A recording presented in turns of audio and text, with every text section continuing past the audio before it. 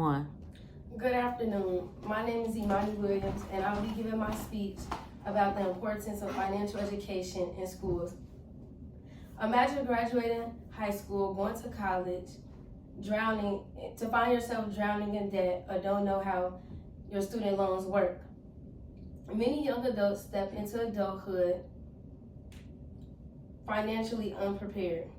This is why financial literacy is very important and should be taught in schools.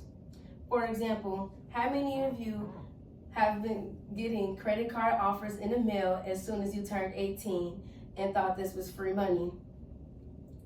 Even professional athletes are financially illiterate. Let's watch a video about Shaquille O'Neal, also known as Shaq, talking about his financial problems. When I first left LSU after my junior year, I made a lot of money. And I had a scare. It's a well-known story. I get $1 million, and I spend $1 million in 30 minutes.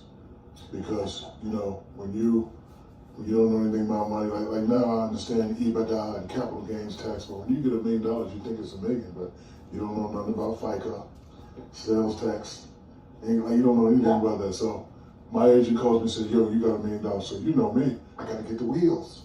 I gotta get the jewelry. So the bank, This is why financial education is important. Today, we will be understanding the problems caused by financial illiteracy, recognizing the causes behind the lack of financial education, and some solutions. Financial illiteracy creates a ripple effect of challenges throughout your life, such as lifelong consequences, which can come from consumer debt, loans such as student loans, home loans, and personal loans, or even using modern-day layaway apps such as Klarna, Afterpay, and many more.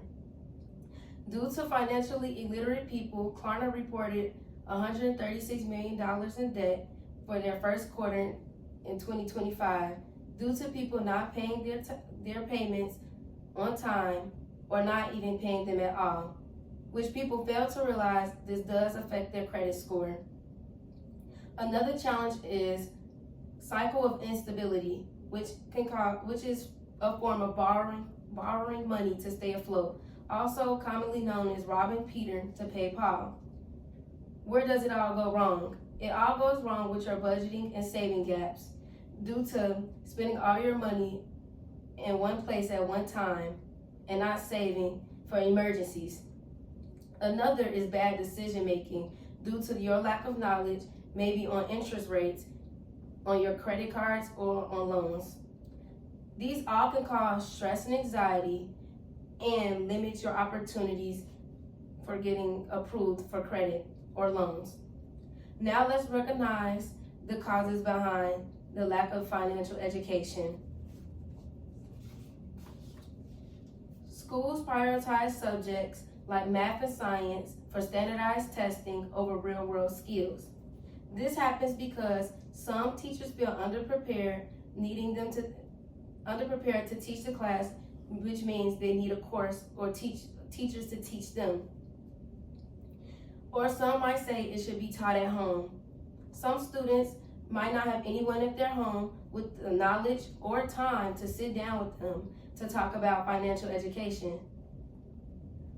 Sometimes there's no room in school's curriculum due to budgeting constraints, or if so, it is only a lesson and not a course that will probably be taught only one time. Now let's talk about some solutions. We should implement financial education in schools so no one is left without this knowledge.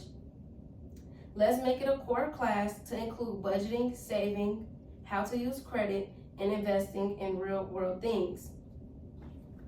To make this class less boring, let's add on hands-on experience such as business projects, budgeting games, and simulations. And let's give our teachers courses so they can feel equipped to teach the younger generation. Or even contacting the nonprofit organization called Junior Achievement, which will come out to your school and teach children about budgeting. Now that we know why financial education is important, it's time to ask ourselves, what are we waiting for? Let's give every student a chance to graduate with more than just academic knowledge, but financial knowledge as well. The classroom is where the future begins and where financial education can start too. My sources are Article 2025, Article 2007, Article 2003, Article 2025, Article 2024. Thank you. That concludes my speech about the importance of financial education in schools.